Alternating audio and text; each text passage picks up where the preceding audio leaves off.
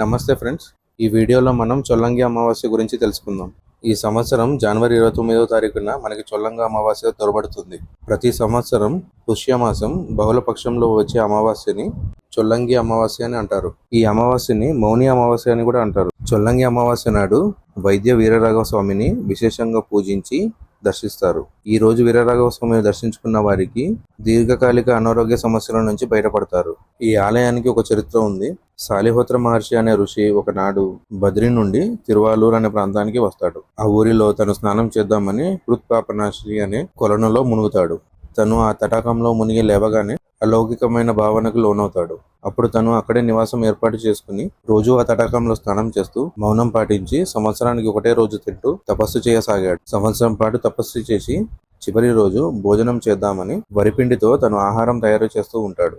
ఇది చూసిన శ్రీ మహావిష్ణువు తన తపస్సును పరీక్షిద్దామని చెప్పి వృద్ధ బ్రాహ్మణ రూపంలో వచ్చి ఆహారం అడుగుతాడు. అది చూసిన సాలిహోత్ర మహర్షి బ్రాహ్మణుడికి తను తయారు చేసుకున్న ఆహారం మొత్తం ఇచ్చేస్తాడు. సాలిహోత్ర మహర్షికి తినడానికి ఏమీ మిగలదు. మరునాడు నుండి యథావిధిగా తను తపస్సును కొనసాగించాడు. మళ్ళీ ఒక సంవత్సరం పాటు తపస్సు చేయసాగాడు. 2వ సంవత్సరం పూర్తి అయిందని మళ్ళీ ఆహారం తయారు చేస్తూ ఉంటాడు. శ్రీ మహావిష్ణువు తపస్సును పరీక్షించడానికి మళ్ళీ వృద్ధ బ్రాహ్మణ రూపంలో వచ్చి సాలిహోత్ర మహర్షిని భోజనం అడుగుతాడు. మహర్షి తన దగ్గరున్న భోజనాన్ని మొత్తం బ్రాహ్మణుడికి ఇచ్చేస్తాడు. వృద్ధ బ్రాహ్మణుడు తన సేద తీరడానికి ఏదైనా చోటు చూపించమని అడుగుతాడు. దానికి సాలిహోత్ర మహర్షి తన పర్ణశాలను చూపించి ఇక్కడే సేద తీరమని చెప్తాడు. మరునాడు సాలిహోత్ర మహర్షి హృత్పాపనాశినిలో స్నానం చేసి వృద్ధ బ్రాహ్మణుడిని చూడడానికి పర్ణశాలకి వస్తాడు. వృద్ధ బ్రాహ్మణుడు పడుకున్న చోటే 15 అడుగుల పెద్ద వీరరాఘవ స్వామి విగ్రహం దర్శనమిస్తుంది. అప్పుడు విష్ణుమూర్తి ప్రత్యక్షమై సాలిహోత్ర మహర్షిని ఒక వరము కోరుకోమని అడుగుతాడు. మహర్షి తన స్వార్థం గురించి ఆలోచించకుండా తను వీరరాఘవ స్వామిగా ఎప్పుడు ఇక్కడే కొలువై ఉండాలని, నిన్ను దర్శించుకున్న వారికి దీర్ఘకాలిక ఆరోగ్య సమస్యలు ఆందోళనలు దూరం అవ్వాలని కోరుకుంటాడు. తన భక్తికి మెచ్చిన వీరరాఘవ స్వామి సాలిహోత్ర మహర్షికి ఆ వరము ప్రసాదిస్తాడు. వీరరాఘవ స్వామి దర్శనం చేసుకుంటే అనారోగ్య సమస్యలు తొలగుతాయి. ప్రతి నెల అమావాస్య నాడు ఈ ఆలయంలో విశేష పూజలు జరుగుతాయి. అమావాస్య నాడు దర్శించుకుంటే మంచి ఫలితం లభిస్తుంది. అందులో చొల్లంగి అమావాస్య నాడు దర్శించుకుంటే రెట్టింపు ఫలితం లభిస్తుంది. చొల్లంగి అమావాస్య నాడు పితృతర్పణాలు భగవంతుని మీద ధ్యానం చేస్తే కర్మ కరుగుతుందని చెప్తారు. మన కర్మను కరిగించుకోవడానికి ఇది అద్భుతమైన రోజు. మౌని అమావాస్య అంటే మౌనంగా ఉంటూ భగవంతునికి ధ్యానం చేస్తూ ఉండడం. చొల్లంగి అమావాస్య నాడు ధ్యానం చేసిన వారికి రెట్టింపు ఫలితం లభిస్తుంది.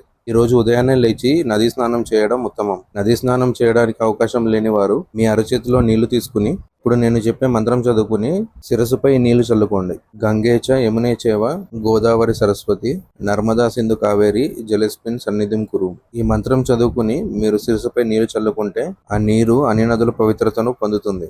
చొల్లంగి అమావాస్య నాడు పితృపూజలు చేస్తే అది 21 తరం వరకు ఆ పితృదేవతల అనుగ్రహం ఉంటుందని చెప్తారు. ఈ రోజు విశేషంగా పితృతర్పణాలు వదులుతారు. ఇంకా నల్ల నువ్వులు నీటిలో కలిపి దక్షిణ దిక్కుకు తిరిగి ఆ నీళ్లను దక్షిణ దిక్కులో వదిలిపెడుతూ మరణించిన వాళ్ళ పెద్దల పేర్లను చెప్పుకోండి. ఈ రోజు రాగి చెట్టు కింద దీపం పెట్టడం, అన్నదానం లాంటివి చేయడం చాలా మంచిది. చొల్లంగి అమావాస్య రోజు అరటి చెట్టుకి పసుపు కలిపిన నీళ్లు వేసి ప్రదక్షిణ చేస్తే చాలా కాలం నుండి పెళ్లి కాని వారికి పెళ్లి జరుగుతుందని చెప్తారు. భార్యాభర్తల మధ్యలో ఉన్న గొడవలు కూడా తగ్గుతాయి. ఇంట్లో డబ్బు నిలవడం లేదన్న వారి సమస్యలు కూడా తొలగుతాయి. ఈ రోజు దుర్గాదేవి ఆలయంలో నిమ్మకాయ డొప్పల్లో దీపం పెడితే శత్రు దోషాలు తొలగుతాయి. గోమాతకు గడ్డి లేదా తౌడు పెట్టడం మంచిది. బ్రాహ్మణులకు స్వయం పాకం ఇస్తే మంచిదిగా చెప్తారు. చొల్లంగి అమావాస్య నాడు పంచముఖ ఆంజనేయ స్వామి దర్శనం చేయడం వల్ల ఇంట్లో ఉన్న సమస్యలు తొలగిపోతాయి. చొల్లంగి అమావాస్య గురించి ప్రతి ఒక్కరు తెలవాలని వీడియో చేస్తున్నాను. మీకు వీలైనంత స్థాయిలో ప్రతి ఒక్కరూ చొల్లంగి అమావాస్య నాడు ఇవి పాటించండి. మంచి ఫలితం లభిస్తుంది.